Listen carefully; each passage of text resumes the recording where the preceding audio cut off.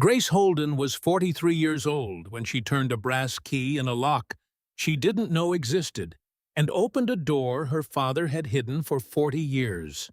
She was standing in a garage worth $10. That's not a metaphor.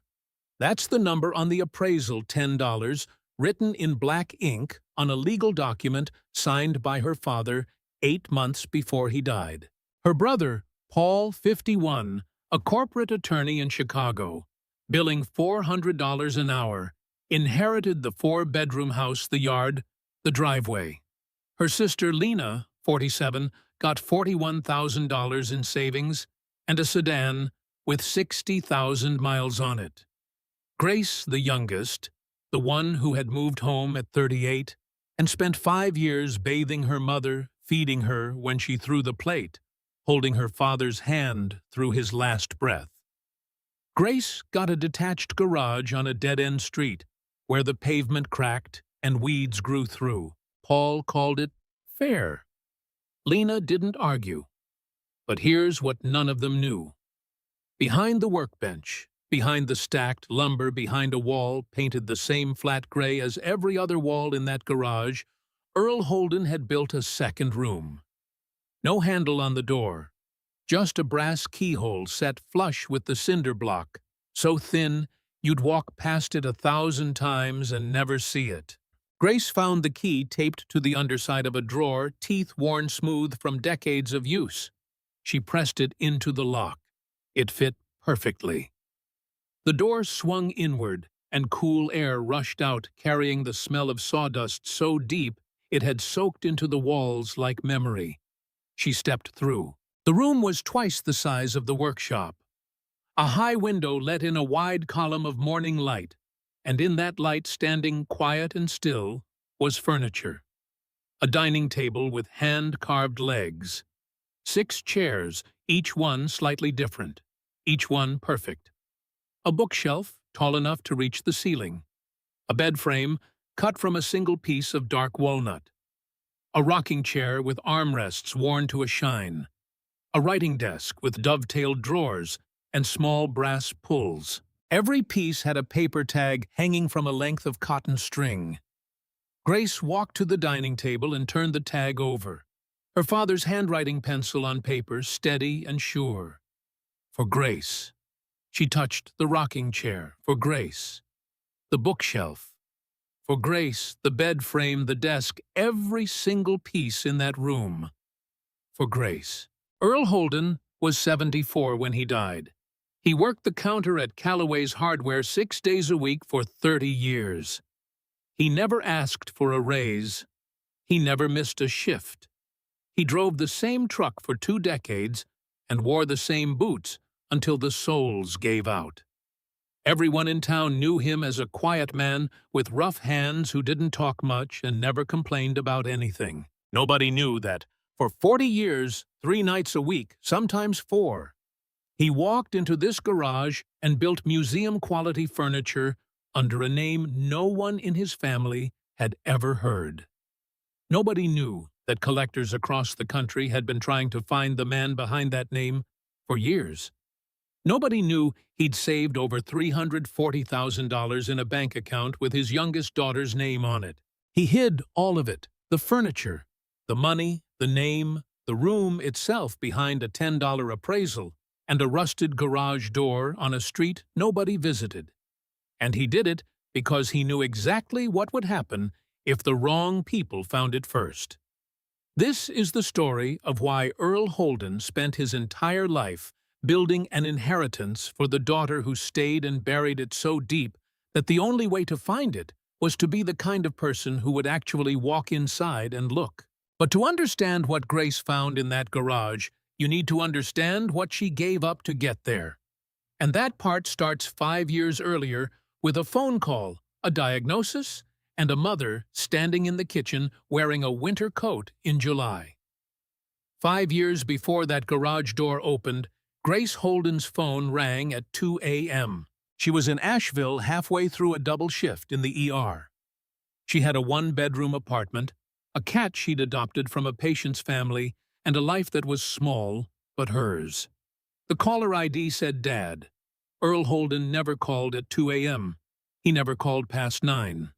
Dad, he didn't say hello. He said, "Your mother got lost driving home from the grocery store. She's been going to that store for 30 years. She couldn't find the house." 2 weeks later, a neurologist confirmed it. Marion Holden, 72, retired schoolteacher, Alzheimer's. He delivered the diagnosis like he was reading a receipt, one hand already reaching for the next file.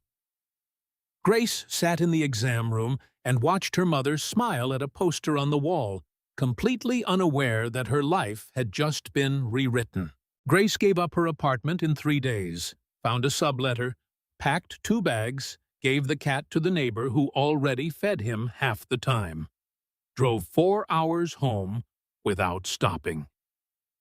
She walked through the front door and found her mother standing in the kitchen wearing a winter coat in July, holding an unopened can of soup over the microwave. Earl was sitting at the table staring at the can like it was a problem he couldn't solve. "I'm here, Dad." He looked up. His eyes were red. He opened his mouth, but nothing came out. Grace took the can from her mother's hand, opened it, poured it into a bowl, and heated it up. That was day 1. Year 1 was manageable. Marion forgot names, mixed up dates, left the stove on twice. Grace found a day shift at the county hospital 20 minutes from the house. She cooked every meal, did the laundry, drove her mother to every appointment. Earl went to Callaway's Hardware at 7 a.m., like always, same as he'd done for 30 years. It was hard, but it was livable. Grace could still recognize her mother inside the confusion. Marion still laughed at the right moments, still called her daughter by name. That didn't last. Year 2. Marion stopped recognizing the neighbors. She called Grace by her dead aunt's name, a woman who'd been gone for a decade. She started wandering.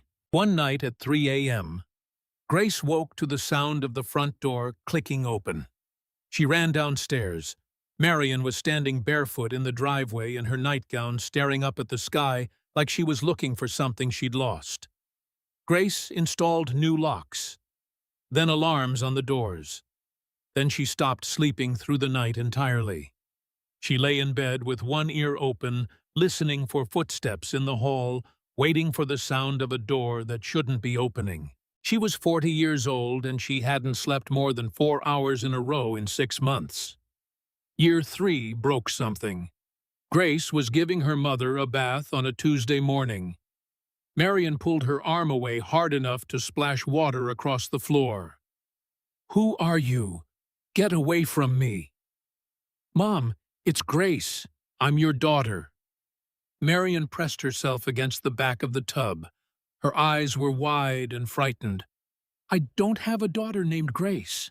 Grace knelt on the wet tile. She didn't argue.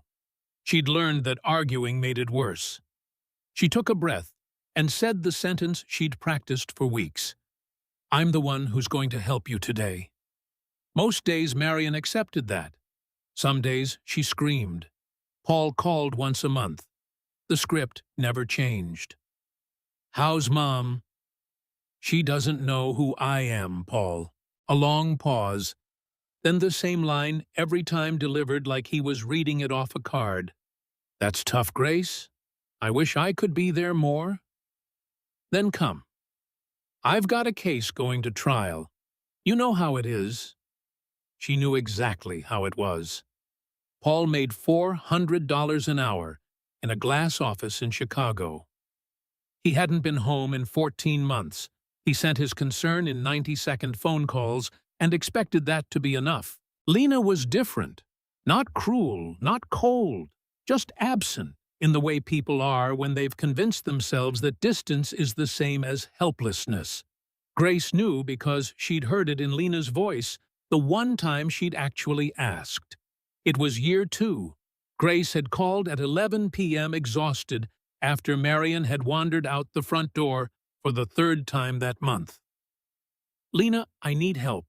Just one weekend. Just come sit with her so I can sleep." A long silence. Then Lena's voice quiet and tight.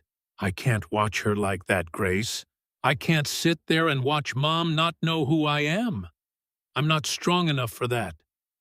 Grace had wanted to say, "You think I am? You think I wake up every morning strong enough? I wake up tired, and I do it anyway. That's not strength, Lena. That's just showing up." But she didn't say any of that. She said, "Okay." 2 weeks later, a check arrived. $500. Inside a card with a printed message and no handwritten note. Not even a sentence in Lena's own handwriting. Just a signature. Grace used the money for adult diapers and medication that cost more than her car payment. In 5 years, Lena sent 2 of those checks. $1,000 total. She'd converted her guilt into a number and mailed it in an envelope so she wouldn't have to hear it out loud. And then there was Nathan. Grace didn't talk about Nathan. She never had. But her father saw it, all of it. And years later, he would write it down in a letter she hadn't found yet. Before the diagnosis, Grace was seeing a man in Asheville. Nathan was quiet and kind. He made her laugh in a way she hadn't since she was a kid. The kind of laugh that comes from somewhere deep, unguarded, unexpected. Earl liked him. Marion liked him. At Christmas, Earl found a ring box in Nathan's coat pocket hanging by the door. He was going to ask her. But Marion's diagnosis came in February. Grace started driving home every weekend. Then every other day. Then she stopped going back to Asheville altogether. Nathan came to the house once in April. Grace walked him to the car. They talked for 20 minutes in the driveway. Then he drove away, and she came back inside and she didn't say a word about it. Earl never saw Nathan again. Grace never mentioned him. She chose her mother over her own life, and she didn't ask anybody to notice. Year 4. Marion stopped speaking in full sentences. She ate when Grace fed her. Some nights she screamed at shadows on the wall for hours. Grace sat beside her and held her hand until the screaming stopped, and then she got up and washed the dishes and set out clothes for the next day. Year 5. Marion barely moved.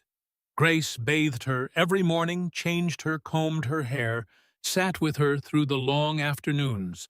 When the house was so quiet, it rang. Marion died on a Tuesday in March, quietly in her own bed. Grace was sitting beside her. Earl was holding her hand. The hospice nurse said it was peaceful. Grace nodded. She didn't say anything. She didn't know what that word was supposed to mean when it described someone whose mind had gone dark one piece at a time for 4 years. 4 months later, Earl was gone. A stroke sudden and complete.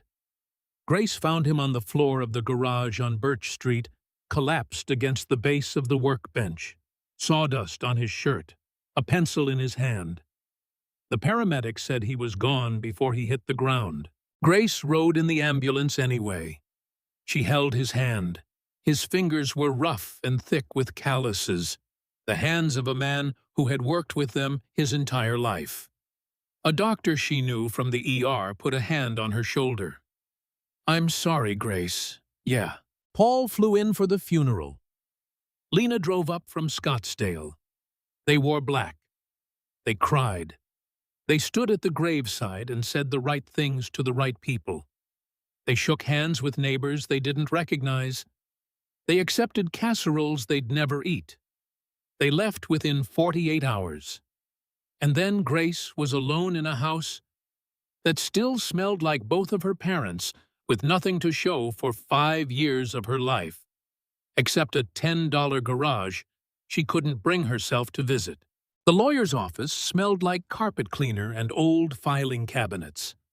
Second floor end of the hall, a door with a brass nameplate that read Dawson. 3 chairs sat in a row across from the desk. Grace took the middle one. Paul was on her left, in a sport coat, checking his phone. Lena was on her right, tapping her nails against the armrest like she had somewhere better to be. Mr. Dawson opened a manila folder and set his glasses on his nose. He'd handled both parents' estates. He'd known Earl for 15 years. "Your father was very specific," Dawson said. "More specific than most clients I've worked with." Paul put his phone face down on his knee. Dawson read the house first. 4 bedrooms, the yard Marion had tended for decades, the driveway where Earl had parked the same truck for 20 years, all to Paul.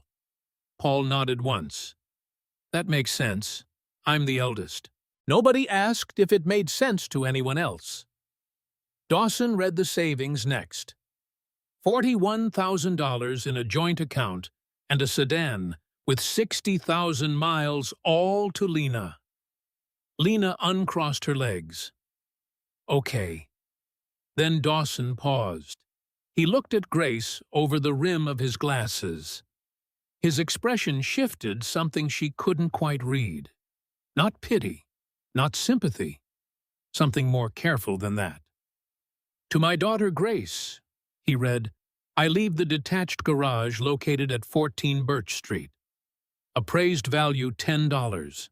The room went still. 5 years. 5 years of her life bathing her mother, holding her father, giving up everything, and they'd appraised it at $10. Paul leaned forward. "That's it. That's what your father wrote," Dawson said. Lena adjusted her purse strap. "I'm sure Dad had his reasons." Paul stood up and buttoned his jacket. "It's what he wanted, Grace. You know Dad wasn't trying to hurt anyone. The garage is just the garage." He said it like he was closing a case. Ruling delivered. Matter settled. Paul and Lena walked out together. Grace heard their voices in the hallway, low, quick, already talking about flights home. The door clicked shut. She stayed in her chair. Dawson waited until the footsteps faded down the stairs. Then he took off his glasses and rubbed the bridge of his nose. "Miss Holden." She looked up. "Your father sat in that exact chair when he wrote this will. He spent 2 hours on it." Dawson paused. "Most clients finish in 20 minutes. Grace stared at him. "What are you trying to tell me?"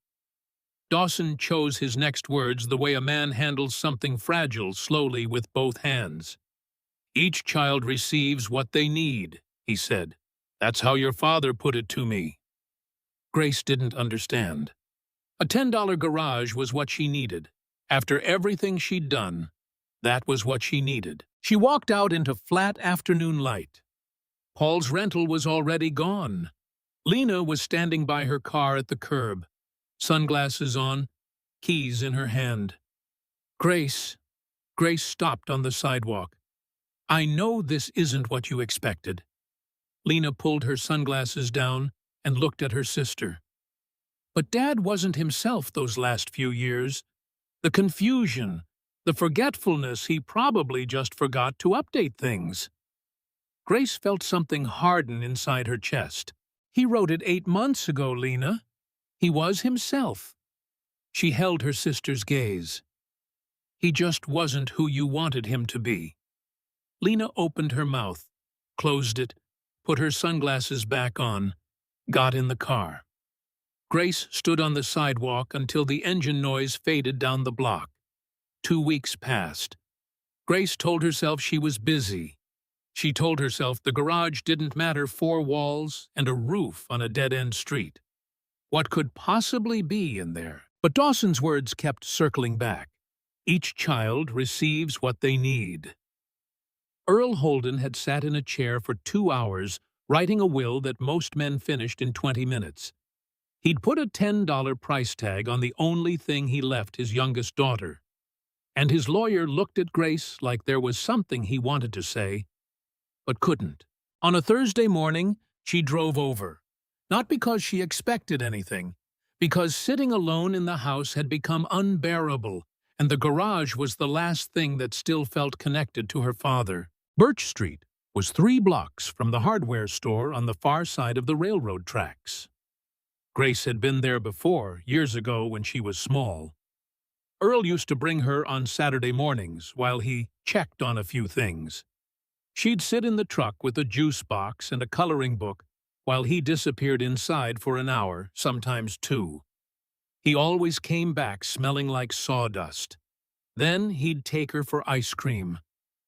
"What are you doing there, Dad?" "Just tinkering, Bug. A man needs a place to think." She never questioned it. Children accept the rhythms of their parents' lives without asking why. It's only later, when there's no one left to ask, that you realize how much you never knew. The garage looked the same. Gray, cinder block, flat roof.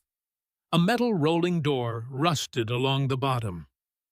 Grace pulled out the key the lawyer had given her and opened the padlock. It turned smoothly. Someone had oiled it recently. She pushed the door open. The smell hit her before anything else, sawdust and linseed oil thick enough to taste. Weeks after her father's death, the scent filled the space floor to ceiling, like he'd just stepped out.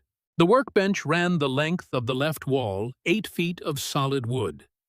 Above it, a pegboard with hand tools arranged in careful rows, each one hanging inside an outline traced in black marker. Nothing missing, nothing out of place. Lumber stacked along the back wall, organized by type, some wrapped in clear plastic. Grace ran her hand across the bench. The wood was smooth, worn down by years of use. She'd always assumed this was all it was, a quiet man's quiet hobby, some sawing on Saturday mornings, a place to think. Then she noticed something behind the lumber. Where the back wall should have been flat cinder block, there was a vertical line, a seam running from floor to ceiling, so thin she almost missed it, painted over in the same gray as the rest of the wall. Grace pulled 2 boards aside and leaned closer. A door. No handle. Just a small brass keyhole set flush with the surface. Her hands started trembling. She searched the workbench, opening drawers one by one. In the back of the center drawer, taped flat against the underside of the wood, she found a small brass key. The teeth were worn smooth from years of use. Grace stood in front of the hidden door. She pressed the key into the lock. It fit perfectly. She turned the key. The door swung inward with a rush of cool air, carrying the same sawdust smell, but deeper, richer decades of it layered into the walls like sediment. Grace stepped through. The room was twice the size of the workshop. Her father had built it into the space behind the garage, extending into what she'd always thought was an empty lot. A high window she'd never noticed from outside let in a wide column of morning light. And in that light, standing quiet and still, like they'd been waiting, was furniture. A dining table with hand-carved legs. 6 chairs around it, each one slightly different, each one perfect. A bookshelf tall enough to reach the ceiling. A bed frame with a headboard made from a single piece of dark walnut. A rocking chair with armrests worn to a shine. A writing desk with dovetailed drawers and small brass pulls. Every piece had a small paper tag hanging from a length of cotton string. Grace walked to the dining table and turned the tag over. Her father's handwriting, pencil on paper, steady and sure. For Grace, the rocking chair.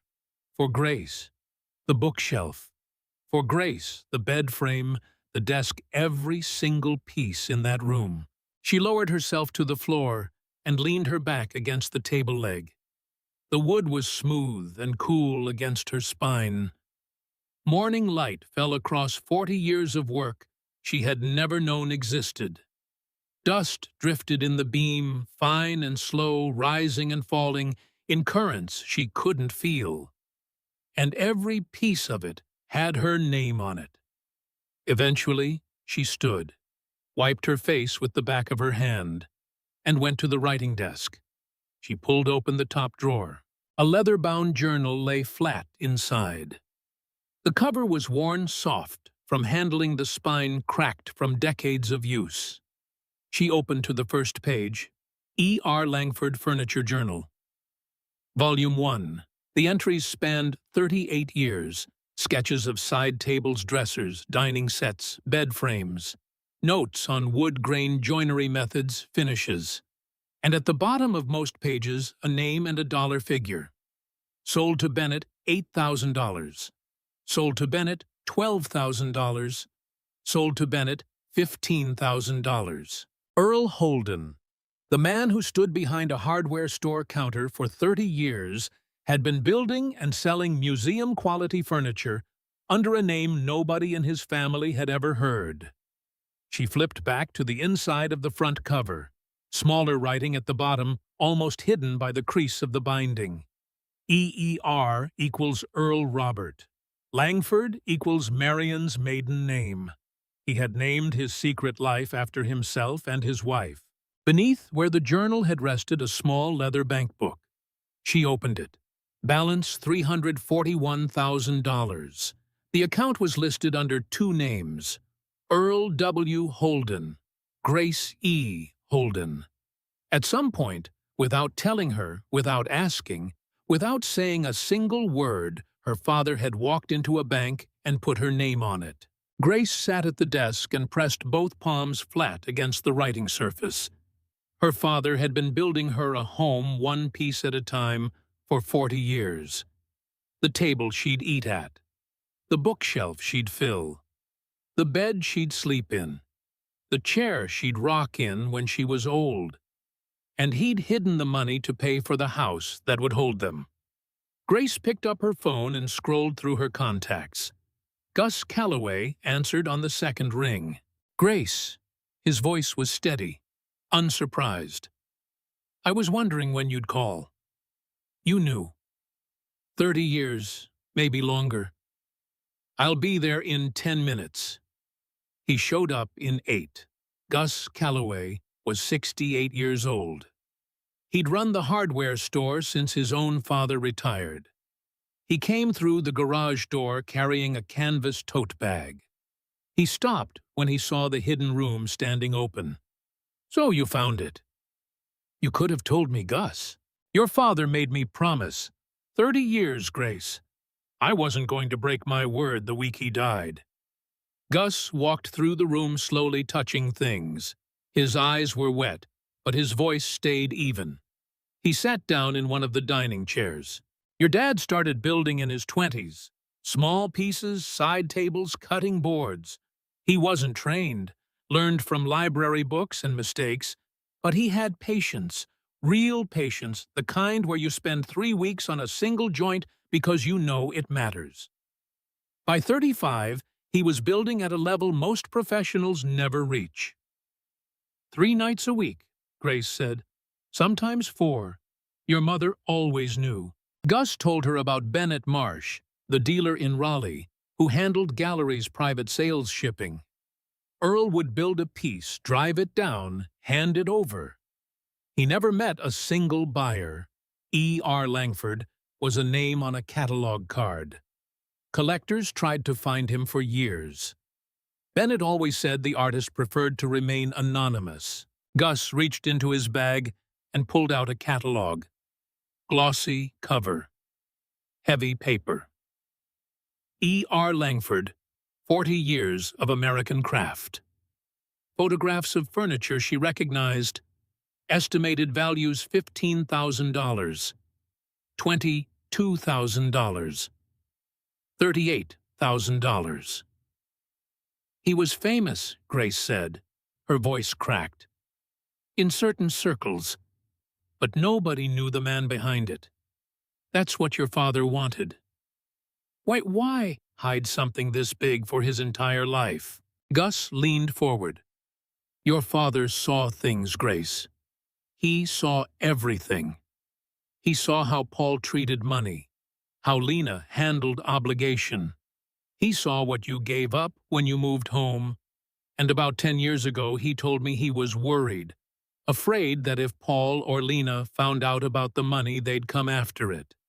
Legal action. Family pressure. He'd seen it happen to other families. So he kept it all behind a door nobody knew about. In a garage nobody wanted. The $10 appraisal, he arranged that himself. Called the county appraiser and asked for the minimum. 4 walls and a roof. The man gave him $10 and Earl said that was perfect. Grace turned the catalog to a page near the back.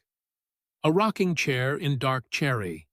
Estimated value $26,000. She looked across the room at the rocking chair tagged for Grace. "He kept the best ones," Gus said. "Everything in this room was a piece he refused to sell. Bennett offered good money over the years.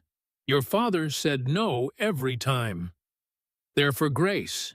They were always for Grace." Gus stood up. "There's something else. About 2 years before he died, your father gave me a sealed envelope. 3 instructions: don't open it, give it only to you, and only after you'd found this room on your own." "What's in it?" "He asked me not to look. I didn't." Grace nodded. "Not yet. I need to sit with this first." Gus put his hand on her shoulder. "He'd be proud of you, but he'd also tell you to stop sitting on the floor and use the furniture. He didn't build it for decoration." Then her phone rang. "Paul."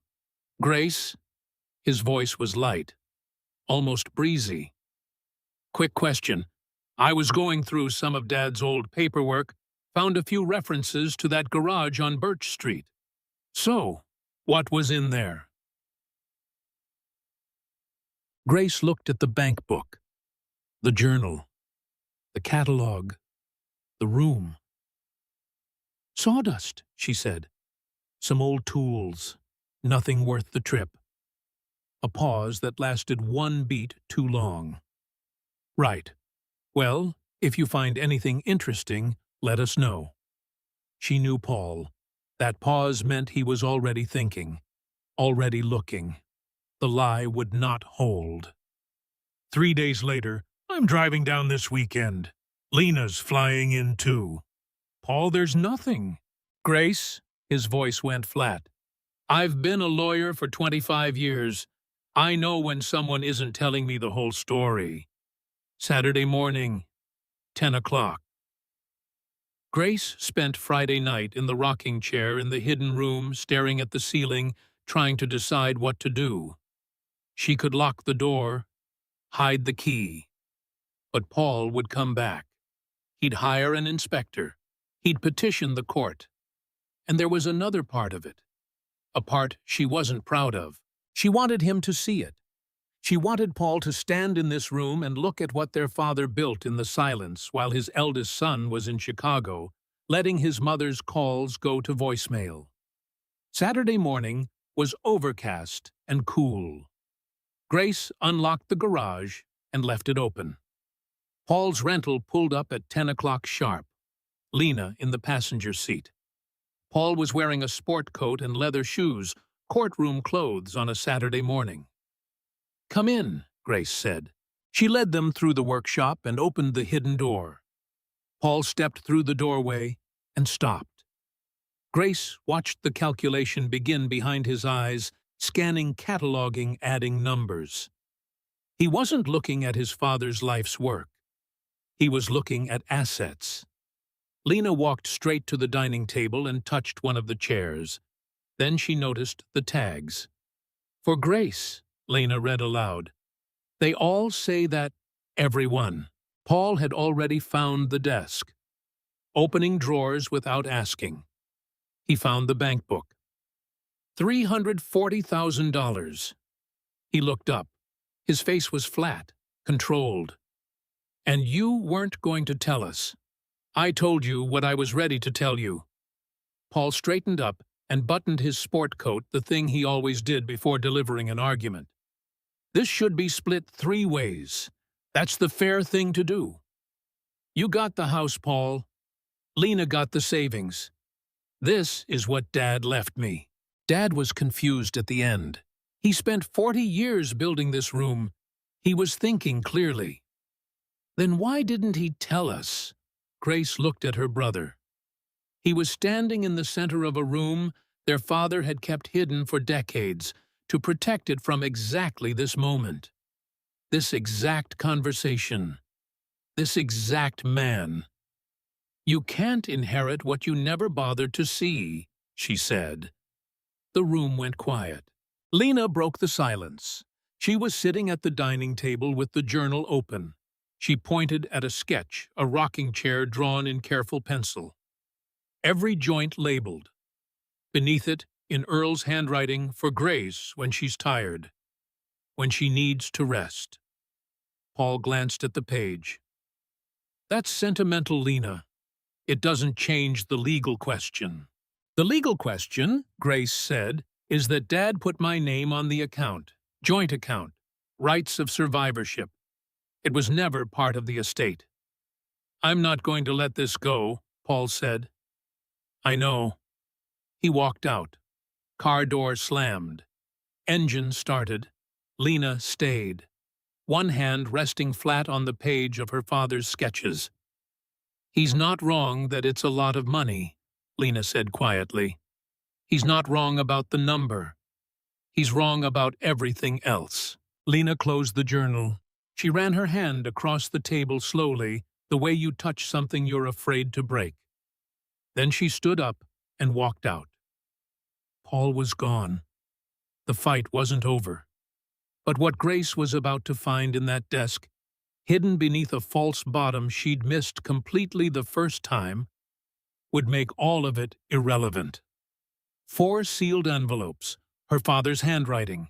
Grace at 10, Grace at 20, Grace at 30, Grace at 40. Grace stood alone in the room. Paul's cologne hung in the air over the sawdust. She walked to the writing desk. The bank book was still there. But underneath it, pressed flat against the bottom of the drawer, she noticed a thin groove, a line barely visible running along the inside edge. She pressed her finger in and pulled. The bottom panel lifted out. Beneath it, flat and neat, a false bottom. 4 envelopes, each one sealed, each one in her father's handwriting. Grace at 10, Grace at 20, Grace at 30, Grace at 40, Grace at 10. Grace, you are 10 years old today, and you don't know I'm writing this. I was in the parking lot at school yesterday, waiting to pick you up. I watched you through the fence. You were eating your lunch on the bench by the basketball court. A boy sat down next to you. He didn't have a lunch bag. He didn't ask you for anything. You looked at him, looked at your sandwich, and tore it in half. You handed him the bigger piece and said, "Sure," when he thanked you. You didn't look around to see if anyone noticed. You just did it. That's when I knew what kind of person you were going to be. Happy birthday, Bug. Love, Dad. Grace at 20. You told me last month that you're going to be a nurse. Your brother is in law school. Your sister is studying business. They both look better on paper. But you sat at the kitchen table and told me you wanted to take care of people, and your face was so certain about it that I had to leave the room so you wouldn't see me cry. Helping somebody isn't something you do to feel good about yourself. It's just something you do. Happy birthday, love, Dad. She set the second letter beside the first. Her eyes were burning. She reached for the third envelope. She could feel it was heavier, more pages, more words. Whatever Earl had needed to say to his daughter at 30, it took him more room. Grace at 30. This next letter, Grace at 30, is the one about Nathan. The ring box. The April goodbye. Everything her father saw and never said. This is the moment the story breaks open. You are 30 today, and you did something this year that I will carry with me for the rest of my life. You were seeing a man named Nathan. I liked him. He was quiet and kind to you, and he made you laugh in a way I hadn't heard since you were small. I found a ring box in his coat pocket at Christmas. Grace stopped reading. She pressed by the door. Christmas dinner. Her father reaching into the closet for something and finding a small velvet box in the pocket. He knew before she did, before Nathan ever got the chance to ask. She picked the letter back up. He was going to ask you. But your mother's diagnosis, came in February. You started driving home every weekend, then every other day. Then you stopped going back to Asheville altogether. Nathan came to the house once in April. You walked with him to the car and talked for 20 minutes. Then he drove away, and you came back inside, and you didn't say a word about it. I never saw him again. You never mentioned him. You chose your mother over your own life, and you didn't ask anybody to notice. But I noticed Grace. I always noticed. Happy birthday. Love, Dad. Grace put the letter down. Her face was wet. Her chest ached deep and steady, in the place where grief lives when it has nowhere else to go. She hadn't thought about Nathan in years. She'd trained herself not to. She'd packed him into the same box where she kept everything. She'd given up the apartment, the cat, the night shifts, the life that was small but hers. And she'd sealed it shut and never looked inside. Her father had looked. He'd seen it all. The ring box, the April goodbye, the silence afterward. He'd watched his daughter walk back into the house with her whole future missing, and he hadn't said a word, because that's who Earl Holden was. He didn't say things. He built them. He wrote them down in pencil and hid them in a drawer and trusted that someday she'd find them. She picked up the last envelope. Her hands were shaking. Grace, at 40. You came home. Nobody asked you to. Your brother offered to look into assisted living from his office in Chicago. Your sister sent a check. You packed 2 bags and drove 4 hours and walked through the front door and said, I'm here. You bathed your mother when she called you a stranger. You fed her when she threw the plate. Some nights you sat with her while she screamed at shadows, and every morning you got up and did it all again. You are 40 years old, and you have spent the last 2 years giving everything to your mother, and I need you to know this. I see you, Grace. I have always seen you. You stayed when it cost you everything, and you never once asked for anything in return. This garage, this room, everything I've built in here, it's yours. It was always going to be yours. I just needed time to finish it. Happy birthday, Bug. Love, Dad. Grace pressed the letter against her chest. She closed her eyes and leaned back in her father's desk chair with his words against her heart. And she cried. Not the quiet kind. Not the kind she'd learned to do in hallways and parking lots and hospital bathrooms where nobody could hear. This was the other kind, the kind that comes from somewhere below your ribs and doesn't stop until it's finished with you. She cried for Nathan, for the ring box, for the April afternoon she never talked about. She cried for her mother, for the woman who used to thread a needle with her eyes closed and ended up screaming at shadows on a wall. She cried for her father, for the man who watched everything and said nothing and spent 40 years building furniture in the dark because he didn't know how to say I love you, so he carved it into wood instead. When she opened her eyes, she saw it. A 5th envelope in the false bottom, smaller than the others. No birthday on the front, just 2 words, for Grace. 1 line inside. When you find this, go see Gus. He has what you need. Trust him. Trust yourself. I love you. Dad. Grace put all 5 letters in her jacket pocket, locked the door, locked the garage, drove toward the hardware store. The store was closed. The light in the back office was on. Grace knocked on the glass. Gus let her in without a word. You read the letters, he said. All 4 of them. He led her to the office, opened the bottom drawer of the filing cabinet, reached into the back corner, pulled out a thick manila envelope sealed with packing tape. Her father's handwriting. For Grace. To be opened only after she finds the room. He gave me this about 2 years before he died.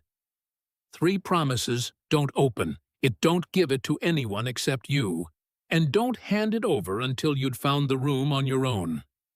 You could have told me about the room, Gus. He wanted you to find it yourself. He said, if she doesn't look, then she's not the person I think she is. Gus shrugged. He knew you'd look. Grace broke the seal and opened the envelope. 3 items inside. A stapled document on heavy legal paper, a sealed letter addressed to Paul and Lena, and a sealed letter addressed to Grace. She opened the legal document first. A codicil to her father's will, notarized and witnessed by Gus Calloway and a county notary, dated 2 years before Earl's death, typed in careful legal language with Earl's signature at the bottom. Not shaky, not confused, deliberate. The codicil stated that all contents of the detached garage at 14 Birch Street, including furniture tools, materials, journals, financial accounts, and intellectual property associated with the name E.R. Langford, were the sole and exclusive property of Grace E. Holden. Is this real? He had a separate lawyer draw it up. Not Dawson. He didn't want Dawson involved. Your father spent 2 years getting this right. The notarization, the witness, signatures, the language. He wanted it bulletproof. Bulletproof. Earl Holden, a man who never raised his voice, had spent 2 years quietly building a legal wall around his daughter's inheritance. The same way he built furniture. The same way he did everything. Slowly. Precisely. Without making a sound. She opened her own letter next. Grace, if you're reading this, then you found the room, and you found the desk, and you found the letters I wrote you, and Gus kept his word. I knew he would. I'm sorry I couldn't tell you while I was alive. I wanted to. There were nights when you were sitting with your mother, and I was in the next room, and I almost told you everything. But I needed to make sure it was protected first. Your brother is a lawyer. Your sister knows how to make a claim. I had to build a wall around it before I could rest. Everything in that garage is yours. The furniture, the tools, the account, the name, all of it. I started building before you were born, and I kept going until the day my hands couldn't hold a pencil. The ones who stayed deserve the most. I just needed time to build it. Use it for the life you put on hold, Grace. The one you kept postponing because you were taking care of us. You deserve a home, a real one, with a table big enough for the people you choose to love, and a bookshelf full of books you actually have time to read, and a chair where you can sit and not worry about anyone but yourself. I love you, Bug. I am proud of you. I was proud of you when you were 10, and you tore your sandwich in half, and I am proud of you now. Dad. Grace folded the letter and pressed it against her chest. She looked at the other envelope, the one addressed to her siblings. She turned it over in her hands but didn't open it. This one wasn't hers to read first. He told me what was in it, Gus said quietly. Not the exact words, but the idea. He said it was the hardest thing he ever wrote. Grace picked up the codicil. I need to take this to Dawson. Dawson read the codicil the next morning, checked the notary's seal, called the notary's office, confirmed the signatures. Then he set it on his desk and took off his glasses. It's valid, properly executed, independently prepared. This codicil overrides any ambiguity in the original will regarding the garage contents, and the bank account is a joint account with rights of survivorship. It was never part of the estate to begin with. So Paul can't challenge it. This document is clean, Grace. Your father understood the law better than most of my clients. The codicil was bulletproof. The account was untouchable. But there was still the letter, the one Earl wrote to Paul and Lena, the one he called the hardest thing he ever put on paper. What Paul did after reading it, what he said in that room, is the moment this whole story turns. Grace asked Dawson to arrange a meeting. Paul, Lena, his office. She wanted this settled. It took 5 days.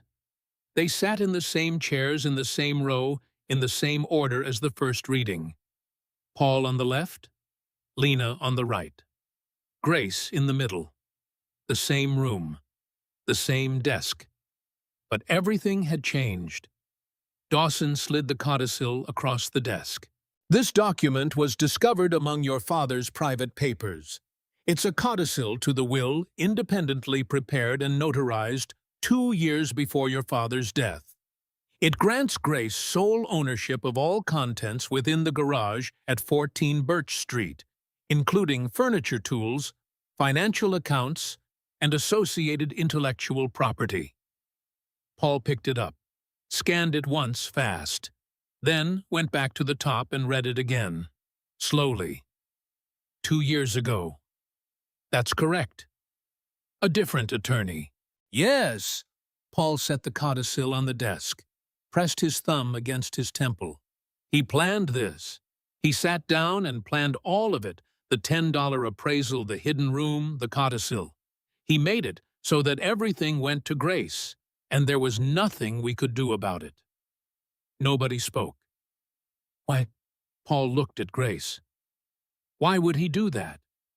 Grace reached into her jacket and pulled out the sealed letter, the one Earl had addressed to Paul and Lena. She set it on the desk between them. He wrote this for both of you. Lena reached for it first. She opened the envelope carefully. 2 sheets of paper covered on both sides in Earl's handwriting.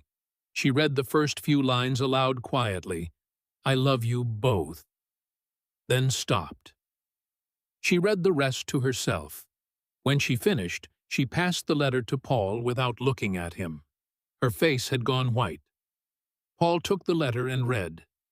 Earl's words were plain, unhurried. The letter began and ended the same way. I love you both. Between those bookends, he told them the truth. He told them about the phone calls, how he'd called Paul every week for 2 years after Marion got sick. How Paul answered maybe half the time. How every conversation ended the same way. That's tough, Dad. Then silence. He told them about Lena's checks, 2 in 5 years, $500 each. Grace used them for diapers and medication. He didn't say whether he thought 2 checks was enough. The number spoke for itself. Then he wrote about Grace, how she gave up her apartment, her job, her routine, how she bathed their mother every day for years, how she held his hand when his own strength gave out, how she did everything they should have been there to do and never asked for anything. I love you both, but love doesn't mean I'm blind. The house went to Paul because Paul wanted a house. The savings went to Lena because Lena wanted money. The garage went to Grace because she was the only one who would walk inside and look. He said he wasn't angry. He knew they had their own lives. Chicago was far. Scottsdale was far. None of it was simple. But Grace was there. Every day, Grace was there. The last line, I hope you understand why I did what I did. If you don't understand, now read this letter again in 5 years. Paul set the letter on the desk. His hand stayed flat on the paper. He stared at the wall behind Dawson's head for a long time. He planned this, Paul said again. But the anger was gone. His voice was smaller now. Lena was crying. No sound. The tears ran down her face, and she made no move to wipe them. He knew, Lena said. The whole time he watched everything, and he never said a word. He noticed everything, Grace said.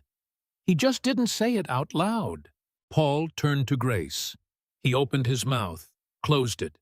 He looked at the codicil, the letter, the lawyer, then he looked at his own hands. I'm not going to file, he said. Dawson nodded. The joint account puts it outside the estate. The codicil is clean. He paused. But that's not why I'm not filing. Nobody asked him to explain. He didn't need to. Paul stood up. He reached for his jacket button, then stopped. His hand dropped to his side. He left the jacket open. He looked at Grace. "I should have come home." His voice broke on the last word. Not cracked broke. The sound of something giving way that had been held rigid for too long. Grace looked at her brother. The man who billed $400 an hour. The man who answered half the calls. The man who said, "That's tough," like it was a legal term. "Yeah," she said, "you should have." He stood there a moment longer. Then he nodded once and walked out. His footsteps were slower than the first time he'd left this office. Lena stayed in her chair. She wiped her face with the back of her hand. "He saw us," Lena said. "He saw exactly who we were, and he still signed the letter Dad." "That's who he was," Grace said. Lena squeezed Grace's hand on the armrest, held it for a few seconds, then let go and walked out. Dawson waited until the door closed. "Your father was a remarkable man, Grace. He was a hardware store employee who built furniture in a garage." Grace looked at the lawyer. "He'd want you to call him that." Dawson smiled the first time since she'd met him. "Fair enough." Grace drove to the garage that afternoon. She let herself in, walked through the workshop, opened the hidden door, stepped into the room. Late afternoon light fell through the high window, long and golden, falling across the furniture in warm bars. She sat down in the rocking chair, took out her father's letter, and read it one more time. "The ones who stayed deserve the most.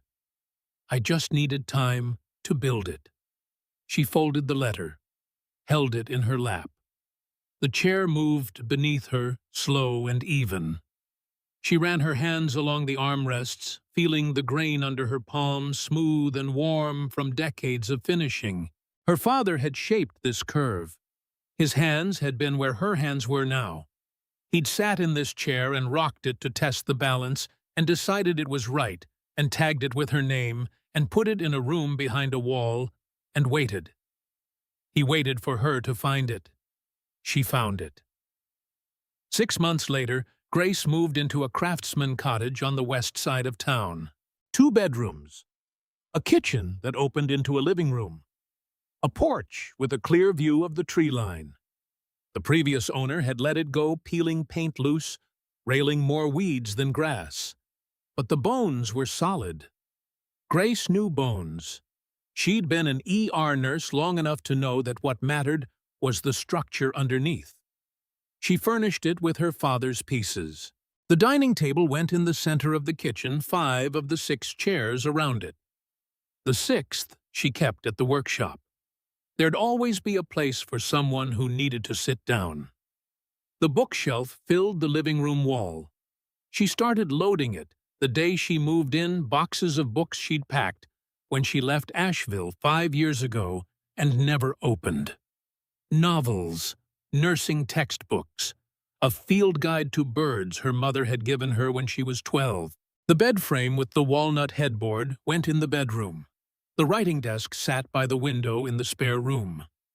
She kept the journal in the top drawer. The birthday letters in the false bottom beneath it. The rocking chair went by the front window where the evening light was best. And the blanket chest went at the foot of the bed. Inside it, Grace folded a quilt her mother had made years ago, back when Marion still knew how to thread a needle. The fabric was worn thin in places. The stitching was uneven. Grace pressed it flat and closed the lid gently every time. Earl built her a home, piece by piece, over 40 years, and now she was living in it. The garage on Birch Street stayed where it was. Grace cleaned the workshop, replaced the overhead light, oiled every tool on the pegboard. Then she hung a wooden sign she'd carved herself, rough around the edges, not nearly as clean as her father's work, but legible. The Earl Holden Workshop. His real name. The secret had served its purpose. There was no reason to keep it anymore. Gus helped her get the space ready. He brought hand tools from the store and mounted a new pegboard beside the original one. When Grace tried to pay him, he waved her off. "Your father kept me company for 30 years. I owe him more than a set of chisels." Grace taught her first class on a Saturday in September. 4 people showed up: a retired postman who wanted to build a birdhouse, a teenage boy whose mother had dropped him off on her way to work, a woman in her 50s who'd always wanted to learn dovetail joints, and Gus, who sat on a stool in the corner and corrected Grace's technique when she got the wood grain wrong. The second week, 7 people came. The third week, 9. By October, she was running 2 sessions every Saturday and had a waiting list. She didn't advertise. Word traveled on its own. She didn't charge. Her father had spent 40 years building furniture without asking for recognition from the people he loved. Putting a price on the workshop felt like breaking something he'd left unbroken. The young woman showed up on a Tuesday in November. She came alone. Jeans, a gray sweatshirt with a rip in the sleeve, hair pulled back. She stood in the doorway and watched the class for 10 minutes before Grace noticed her. "Can I help you?" "I saw the sign." She stood with the careful posture of someone who'd spent a long time learning to take up less space, shoulders drawn in arms close to her body, chin slightly down.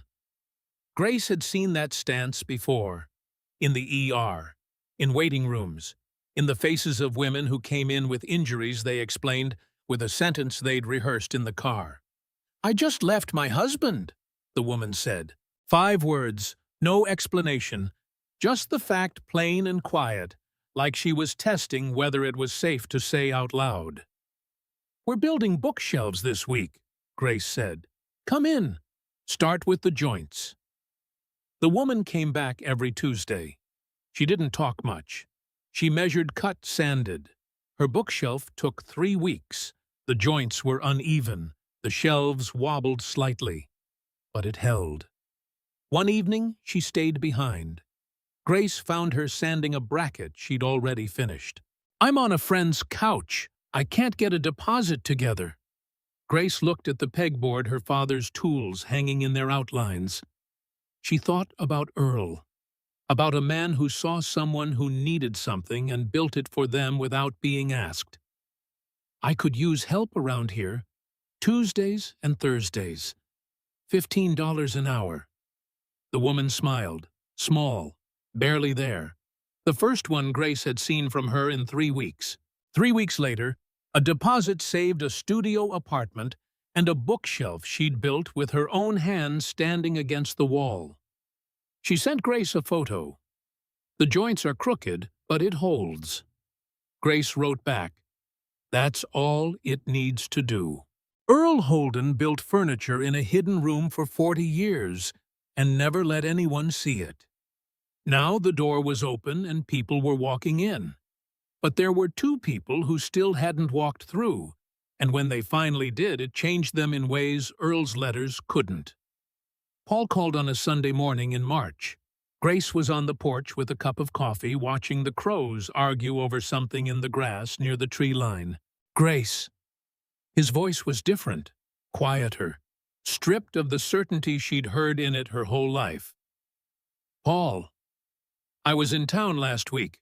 Had a deposition at the county courthouse. On the way back to the airport, I took a detour and drove past the old house." A pause. "Someone else lives there now. Different curtains, different mailbox. The whole lawn looks smaller somehow." "Things look different when you come back," Grace said. A long silence. "Grace, yeah, I'm sorry." He said it plainly. He didn't add for not coming home or for the lawyer or for what I said in Dawson's office. He said 2 words and let them stand on their own. "Thank you, Paul.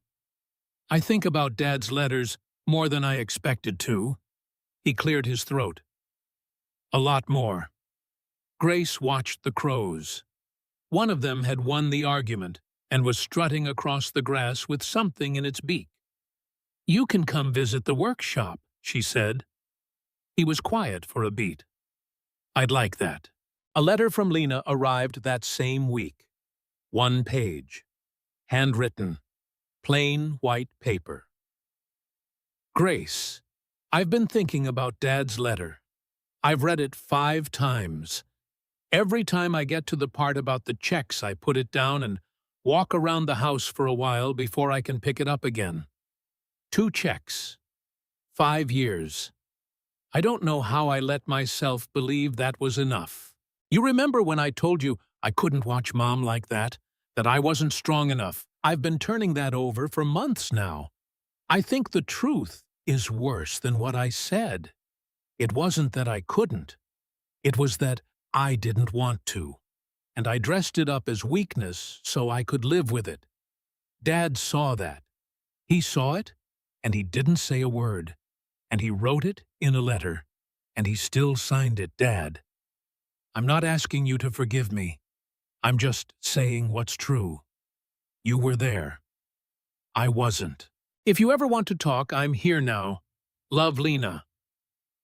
Grace folded the letter and put it in the writing desk drawer next to the birthday letters. Paul came in June. He didn't call ahead. He just showed up on a Saturday morning rental car. No sport coat this time, just a flannel shirt and boots that looked like he'd bought them the day before. Grace was in the middle of a class. She looked up and saw Paul standing in the doorway, watching, not sure if he was allowed to come in. You came, Grace said. I said I would. She handed him an apron. We're making cutting boards today. Paul looked at the apron like she'd handed him a foreign object. He put it on. He walked to the bench. He picked up a piece of maple and held it the way a man holds something he doesn't understand but wants to. What do I do? Start with the grain. He stayed for 3 hours. His cutting board was uneven. The edges weren't straight. Gus told him twice he was holding the plane wrong. But he stayed. At the end of the class, he stood at the bench turning the board over in his hands, running his thumb along the surface, finding every flaw, accepting them. It's not very good, Paul said. No, Grace said. It's not. He looked at her. She looked at him, and for the first time in longer than either of them could remember, they laughed. Not the polite kind. The real kind, sudden, unguarded, the kind that sneaks up on you before you can stop it. Gus watched from his stool and said nothing, but he smiled. Paul set the cutting board on the bench. Dad did this every night, for 40 years. 3 nights a week, sometimes 4. Paul shook his head slowly. And I couldn't drive 4 hours once. Grace didn't answer. There was nothing to say that Earl's letter hadn't already said. Some truths don't need a response. They just need someone to stand still long enough to feel them. You're here now, Grace said. Can I come back? Saturday mornings, 9 a.m. He came back once a month after that. He never got good. His joints were loose, his measurements always off by a 1/4 inch. But he kept coming. Lena came in September. Not to the workshop, to the cottage. Grace opened the front door and found her sister standing on the porch holding a cardboard box. No sunglasses, no purse over the shoulder. Just be let in. I brought something, Lena said. Grace stepped aside. Lena walked in and stopped. She looked at the bookshelf floor to ceiling full of books, the wood catching the afternoon light. She looked at the dining table, dark cherry 5 chairs around it. She looked at the rocking chair by the window. Her eyes were wet. He built all of this, Lena said. Sit down, Grace said. Lena sat at the dining table and opened the box. Inside photographs, dozens of them. Marion and Earl on their wedding day, Earl holding a baby Grace in the driveway, the 3 kids on the front porch, Paul in a tie, Lena in a sundress, Grace in overalls with dirt on her knees. Mom gave them to me years ago, asked me to keep them safe. Lena paused. I put them in a box and forgot about them for 15 years. She pushed the box across the table. "They should be here, in the house he built for you." Grace picked up the wedding photo. Earl in a suit that didn't fit right. Marion laughing at something outside the frame. Two people who had no idea what was coming. "Thank you, Lena." "Don't thank me. I should have brought them years ago." Lena pressed her palm flat against the table, the same gesture Grace had made the first time she touched it in the hidden room. "I should have done a lot of things years ago." Grace set the photo down. "You want some coffee?" Lena smiled, small, cracked open. Nothing like the polished version Grace had seen at funerals and lawyers' offices. "Yeah, I'd like that." They sat at Earl's table and drank coffee and looked through photographs of a family that used to live in a 4-bedroom house where the curtains were different now. They talked about Marion's garden, about the time Paul fell out of the tree and told the ER doctor he'd done it on purpose, about the Christmases when Earl would disappear for an hour and come back smelling like sawdust, and nobody thought to ask where he'd been. They talked about their parents, the way children talk about their parents when the fighting is over and the grief has settled, and all that's left is the missing. When Lena left, she hugged Grace on the porch, quickly, tightly, the way people hug when they're not used to doing it, but mean it completely. "I'll come back," Lena said. "I know. I mean it this time. I know, Lena. I know." Grace put the photographs on the bookshelf, leaned against the spines of books her mother had given her, and her father had built a shelf to hold. That evening, she stood at the writing desk in the spare room. The drawer was full now, the journal, the birthday letters, the codicil. Lena's handwritten letter, the photographs she'd chosen to keep closest. A drawer that had once held a single leather-bound journal now held the weight of an entire family learning how to see each other. She ran her fingers along the edge of the desk, the dovetailed joints, the brass pulls that matched the key to the hidden door. Her father had built this desk more carefully than any other piece in the room, because he knew it would hold the things that mattered most. She closed the drawer gently and walked to the front window. The sun was almost gone. The tree line was a black edge against a deep orange sky. The crows had settled for the night. The cottage was quiet. The kind of quiet that isn't empty, but full, the way a room is full when everything in it is exactly where it belongs. Grace sat down in the rocking chair. She didn't take out the letters. She didn't read anything. She just sat. She thought about a man in a cinder-block garage, sawdust on his shirt, pencil in his hand, building a dining table at midnight because he didn't know how to say what he felt, so he carved it into cherry wood and tagged it with her name and hid it behind a wall and waited. He waited 40 years. He never said "I love you" the way other fathers did out loud in the open where anyone could hear. He said it in dovetailed joints and hand-rubbed finishes, in 4 letters hidden in a false bottom, in a bank book with her name on it, in a rocking chair that moved without making a sound. He said it the only way he knew how. And she heard him. Outside, the last light dropped below the tree line. Inside, the furniture held its silence. The table, the bookshelf, the desk, the chest.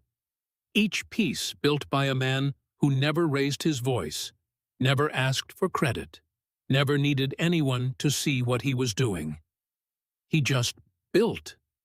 And what he built held. The chair moved beneath her, slow, even. The wood warm under her hands. 40 years of grain shaped by a father's hands now holding his daughter the way he always did. Steady, without needing a single word.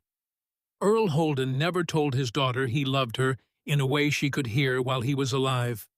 He said it in sawdust and dovetail joints and 40 years of work nobody saw. He said it in 4 letters hidden in a desk, in a room hidden behind a wall, in a garage hidden behind a $10 appraisal. He said it the only way he knew how, by building something that would last longer than he did. If this story made you think of someone, a parent who showed love in ways you didn't recognize until later, or someone who stayed when everyone else left, send it to them. And tell me in the comments, who in your life was your Earl Holden? Who saw you when nobody else did? I'll see you in the next one.